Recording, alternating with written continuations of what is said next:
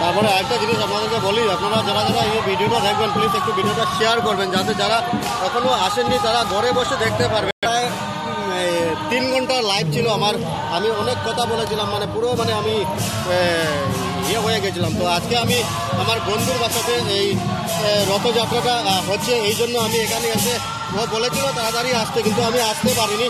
আমি এসে দেখেছি যে আমি দেখাচ্ছি। আর এই রথযাত্রাটা বর্তমানে বালনঘাটের দিকে যাবে, বালনঘাটের বাজারের দিকে যাবে। আপনারা যদি তাড়াতাড়ি চলে আসেন এই রথযাত্রায়, এখানে অনেক ভক্তরা আজকের এই জগন্নাথের। আপনারা যারা যারা দেখছেন প্লিজ একটু কমেন্টে জয় জগন্নাথ বলে কমেন্ট করেন, তাহলে